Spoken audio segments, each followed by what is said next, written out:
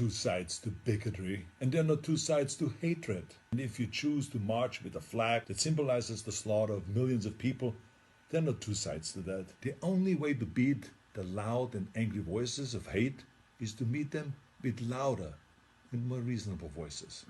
And that includes you, President Trump. In fact, as president of this great country, you have a moral responsibility to send an unequivocal message that you won't stand for hate and racism. Now let me help you write your speech here a little bit. As President of the United States and as a Republican, I reject the support of white supremacists. The country that defeated Hitler's armies is no place for Nazi flags. The party of Lincoln won't stand with those who carry the battle flag of the failed Confederacy. Was that that difficult? You see, I told you. I have a message to the neo-Nazis and to the white nationalists and to the neo-Confederates. Let me be just as blunt as possible. Your heroes are losers. You're supporting a lost cause. And believe me, I know the original Nazis. I was born in Austria in 1947, shortly after the Second World War.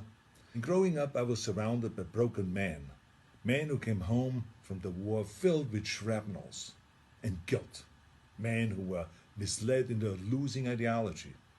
And I can tell you that these ghosts that you idolize spent the rest of their lives living in shame. And right now, they're resting in hell. I know that you weren't born with these hateful views.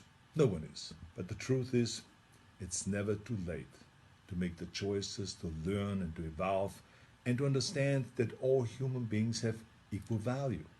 If you say, Arnold, hey, I was just at the march, don't call me a Nazi, I have nothing to do with Nazis at all. Let me help you. Don't hang around people who carry Nazi flags, give Nazi salutes, or shout Nazi slogans. Go home. Or better yet, tell them that they're wrong to celebrate an ideology that murdered millions of people. And then go home. You're so lucky to live in a country that gives you every right to say horrible things. But think about how you could actually use that power for something good.